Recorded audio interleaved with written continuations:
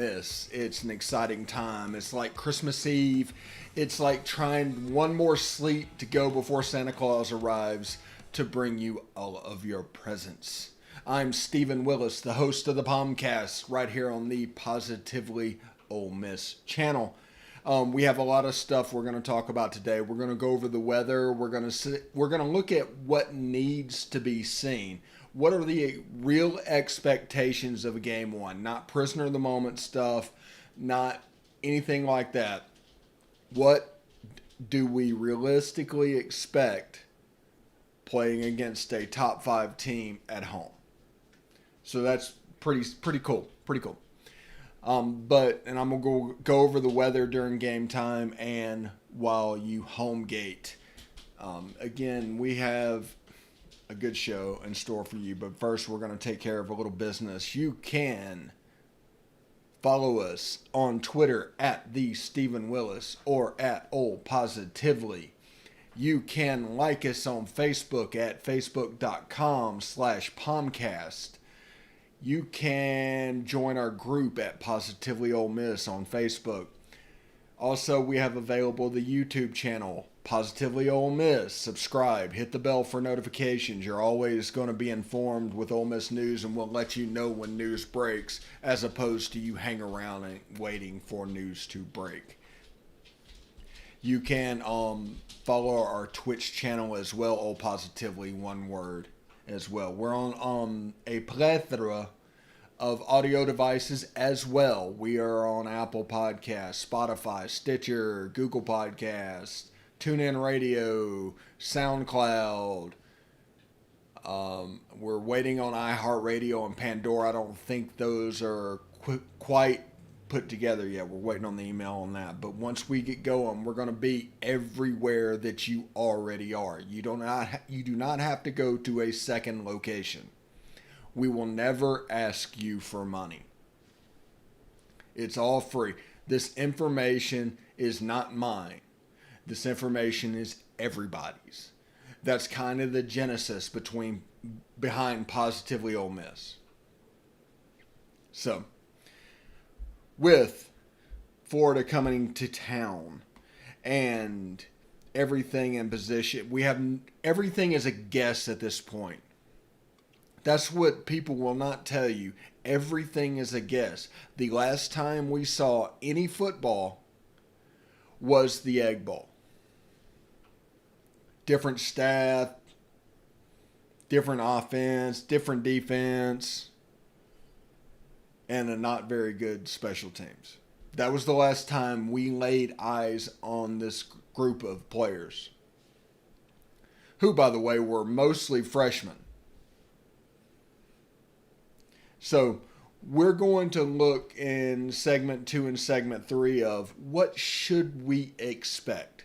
What is considered a acceptable performance? It's going to be sloppy. No spring practice, no fall camp. It's going to be sloppy. But we can't get lost in the weeds around that and not pay attention to what's really going on. We've got a real growth, week 1 to week 2, week 2 to week 3, that we can look forward to, that we're going to get to see, that is not normally there because spring practice and fall camp, and you got coaches that make decisions off of 40 hours or so more film. It's going to be a process, and prepare yourself for that. Now, every team is going through that.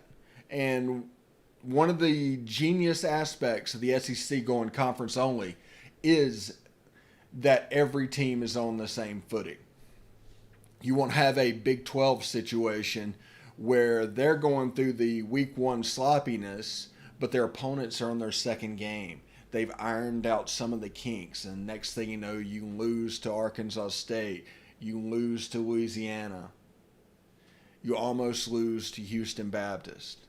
This is a real thing, and the talent gap is not so pronounced that they can just line up and beat you. There's an element of preparation and organization and decision making and game management that goes into things. And if you are behind the curve on that, you're kind of in trouble. So the SEC, everybody starting on equal footing, will lead to more balanced games because both teams are in the exact same position. Just something to look at there. Well, we're going to go to the weather right now. We're going to tell you exactly what it's going to be like. The Oxford Echo Chamber.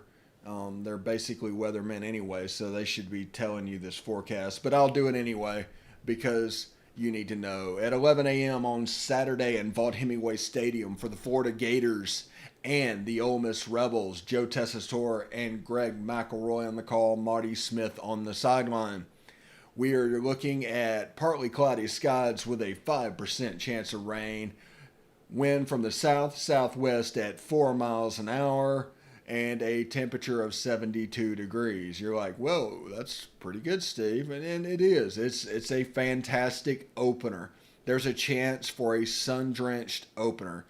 Now, at the end of the game, we're going to say 3 o'clock because college games go about 4 hours these days.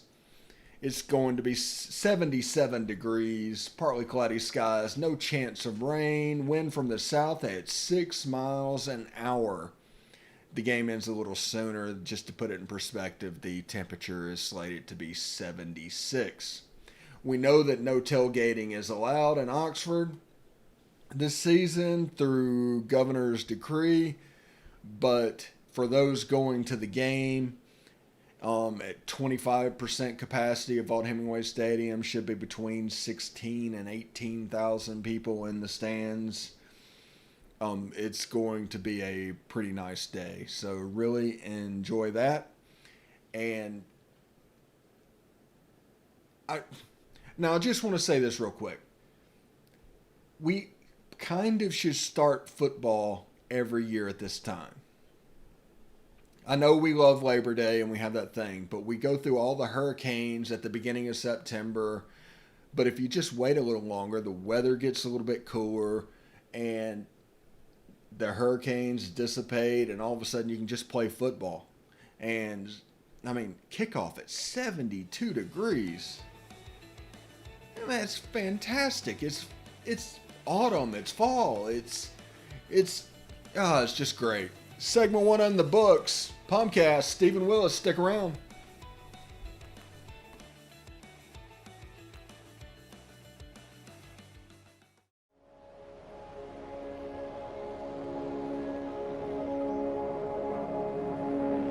Only 10% of us get enough daily exercise.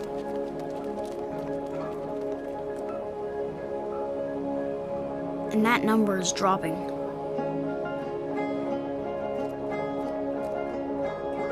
Nearly 30% of us are overweight or obese. We spend 6 hours a day in front of a screen. As a result, we now have a shorter life expectancy than our parents. But give us the right start in sports, and we'll never stop. Learn how at active4life.ca. Hey, this is Stephen Willis from Positively Ole Miss. We're almost done with this break. We'll be back with good information quite soon. The military has been in every generation of my family, and so has VA. It wasn't easy for my dad after Vietnam, but VA helped him and my mom get the home they'd always wanted. My grandpa's been coming to VA since World War II. They even helped him lay to rest one of his battle buddies from Normandy. And me, I followed in their footsteps and served with pride. And now that I'm out of the military, the GI Bill's helping me with school. Every generation of my family has served, and VA has served us all. All right, welcome back. The POMcast, Stephen Willis, right here on Positively Ole Miss. I just wish we had some call letters. Like, I just want to say, Positively Ole Miss 102.5 coming at you. Okay. What we're going to talk about in the second segment is what we're looking for of this weekend's game. the kind of the meat and potatoes of what we can expect.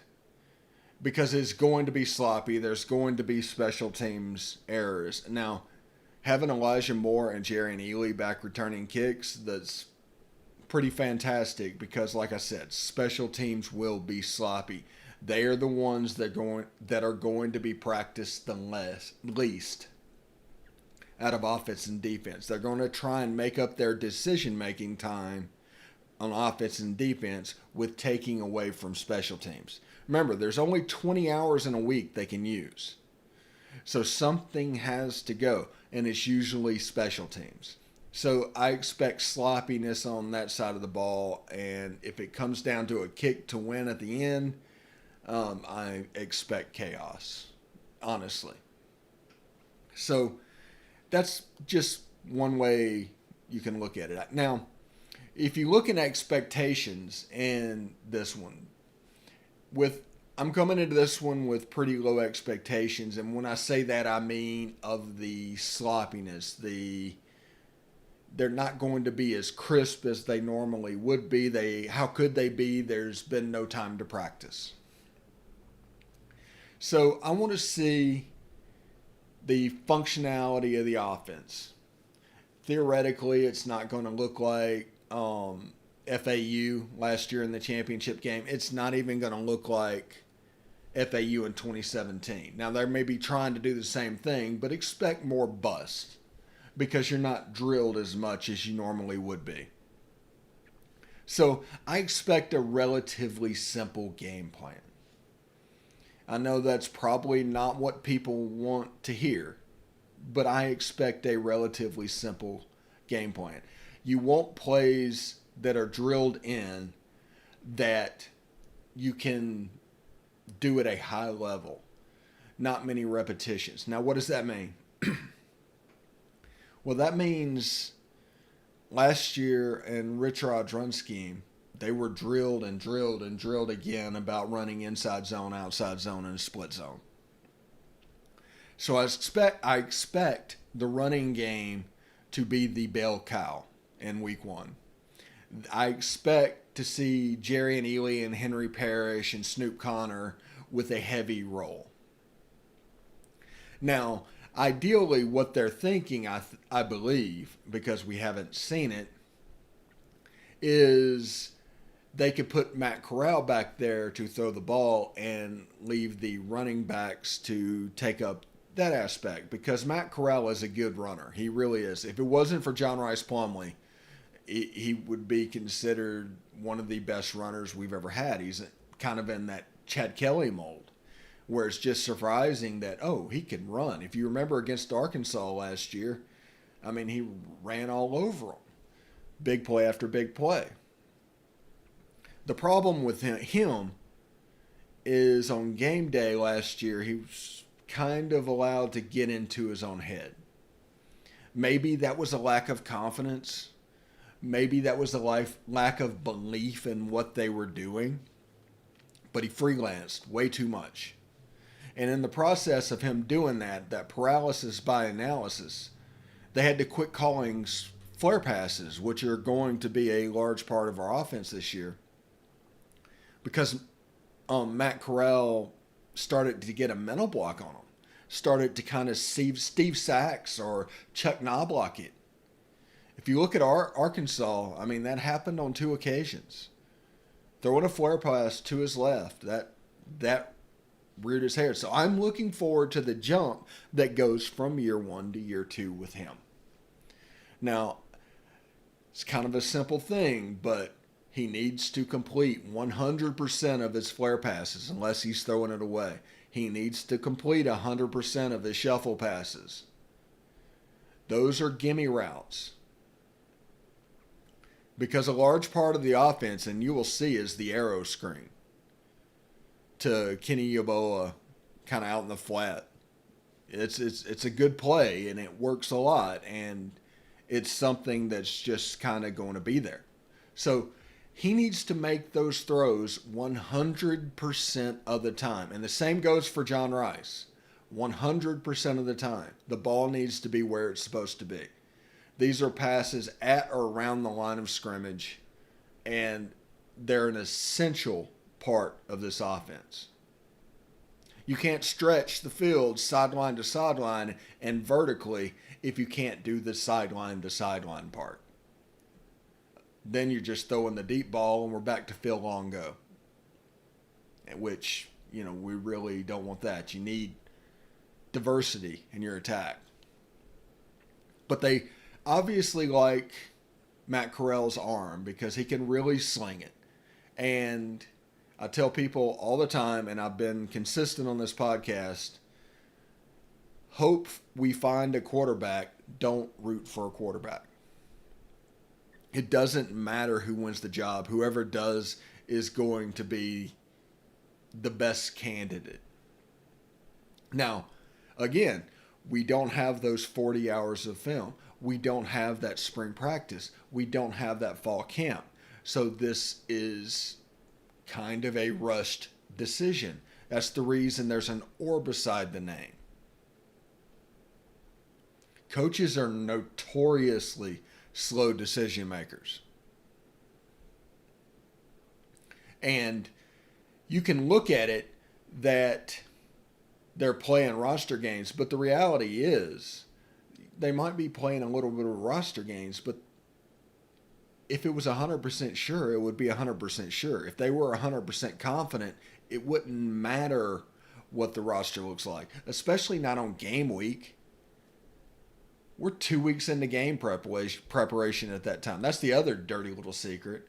They talk like they don't prepare for their first opponent until the first game of the week of the game week. But the reality is the first opponent starts going in about 3 weeks ahead of time. You don't see it. They don't talk about it. But you over-prepare for that first game. They're not going to be able to do that this time.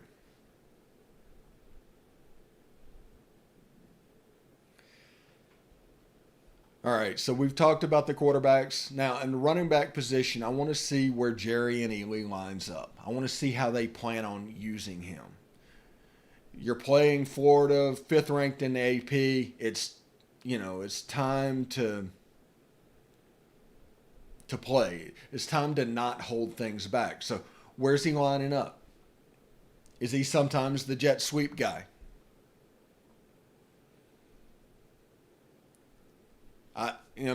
Do you do that with him when you have Elijah Moore and you have Dennis Jackson? I don't think so, but I want to see what they do with him. I want to see what it looks like with him in the pass game. Same thing goes for Henry Parrish. Same thing goes for Snoop Connor. At wide receiver, I want to see if Jonathan Mingo has truly made that next step that just wasn't there last year. He was, the second or third leading wide receiver with 12 catches or something?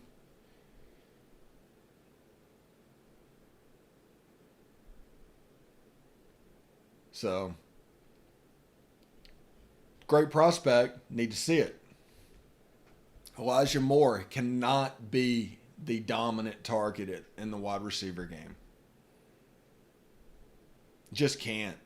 That was one of the faults of our pass game last year, was it was so dominant on Elijah Moore. The other two receivers were basically just blockers. Let's get the ball to Elijah Moore. That's the reason our pass game last year failed. Them trying to force the ball to Elijah Moore. Now, I'm not saying there's something wrong with get the ball to your best players in space and let them work. Not saying that. I'm saying it's a problem when you don't have balance to where other targets need attention as well and you can focus on just one player. That's a problem. Offensive line, Reese McIntyre, Jeremy James, first start. Ben Brown, first start at center. Looking forward to see how that goes. Now, they are very well drilled in zone run blocking. Rich Rod would have seen to that last year, and they had a really good offensive line coach. but I want to see how they pass that. Now, it's set up to where after Royce Newman, who was a basketball player, Eli Acker, who was a basketball player, and if you look at left guard, Nick Broker, a basketball player. Some athletic guys, big guys, 6'4" and above guys playing offensive line. They're young. They are very young. This year, the eligibility clock does not count. So next year is when all of them are going to come back, and there's only going to be one senior if Royce Newman decides to come back. That's going to be available.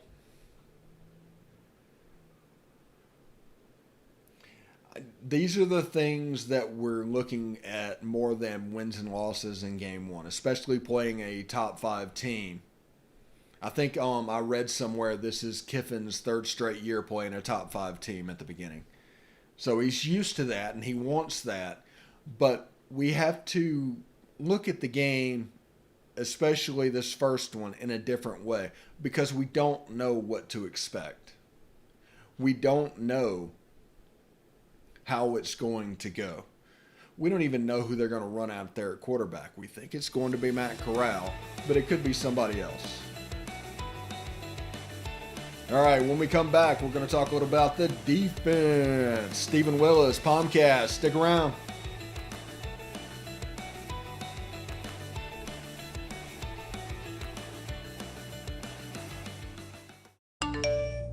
You want to answer that, don't you?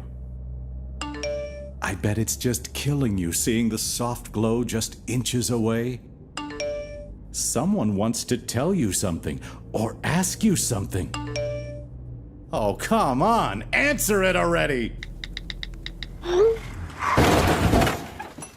Just so we're clear, that wasn't my fault.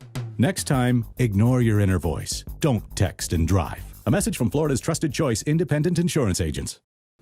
Hey, this is Stephen Willis. I just want you to stick around a little longer. We're going to get back to the podcast right after these messages. Tonight, nearly 40,000 veterans across the country are homeless. These men and women have pledged to serve our nation, and now we must serve them.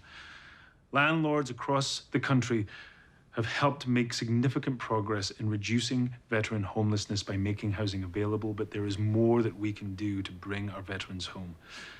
Visit www.va.gov/homeless to see how you can get involved. And if you are a veteran and you are experiencing homelessness, please call 877-4AID-VET. Thank you. All right. Stephen Willis, POMcast, coming at you for segment 3, the last of the day.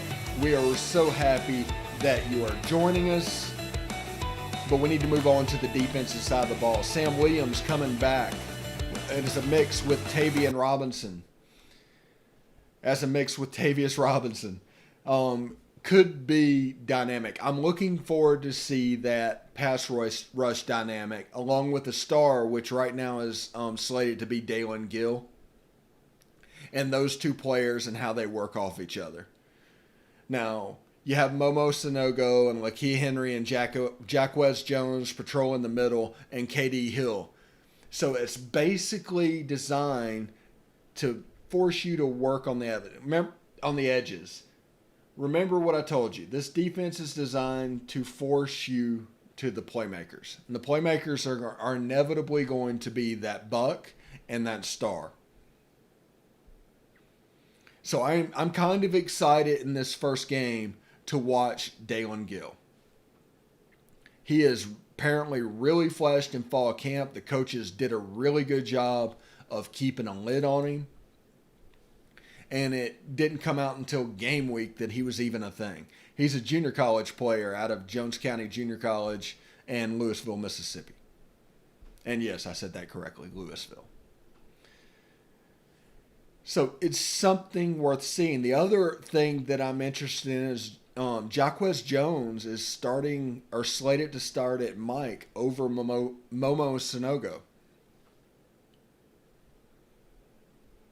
I want to see it. It's one of those things. Now, granted, last year, Jacquez Jones played a lot because Momo got hurt in game 2. Ryder Anderson, a little bit of undersized defensive line, playing the 3 technique or the 5 technique if they're in a 3-man front. It's going to be worth paying attention to. People are going to call him undersized, but Isaac Gross played that position basically at 240 pounds. I'm not overly worried about that. You can counteract that with movements and games and things that you do on the defensive line. His get off is probably going to be better than it was than if somebody was 310. So don't be a prisoner to that number. That's all I'm saying. Defensive back, I want to see Ja'Cory Hawkins. He made that great play that Ole Miss football put out on Twitter where he intercepted the ball in the end zone. I want to see how he does in his first significant playing time at Ole Miss. Now, he's made his debut 2 years ago, and he's played in every game last season.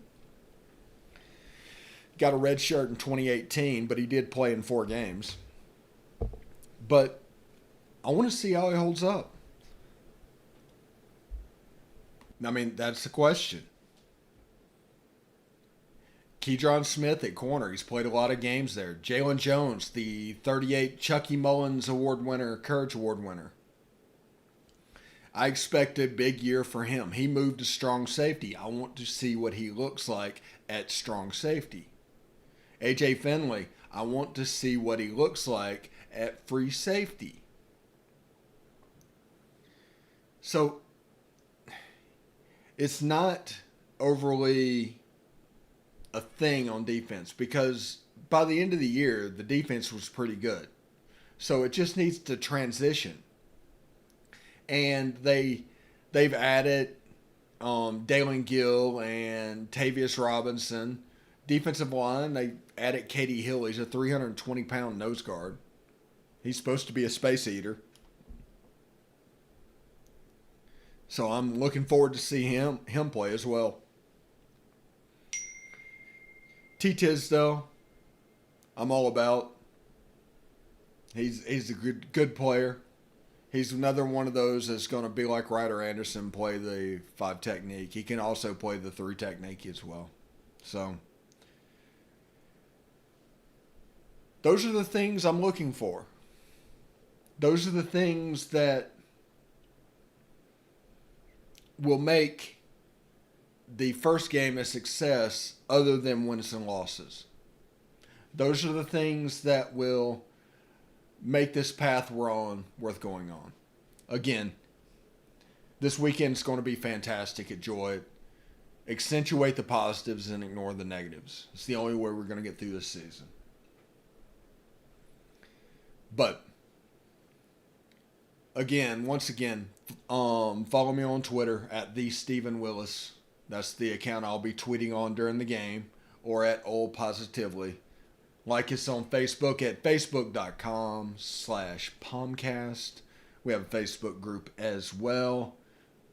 You can also subscribe to our YouTube channel and hit the bell at Positively Ole Miss and Positively Ole Miss at Twitch.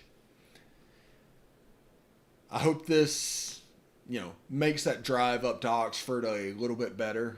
This 30-minute bite-sized chunk. You can also go to Around the SEC for more of an in-depth of all games coming up Saturday. So that's about an hour. This is about 30 minutes. So if you're an hour and 30 minutes away, you're good to go. You got everything you need. So that's kind of cool.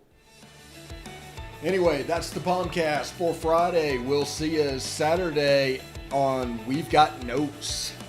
Take care.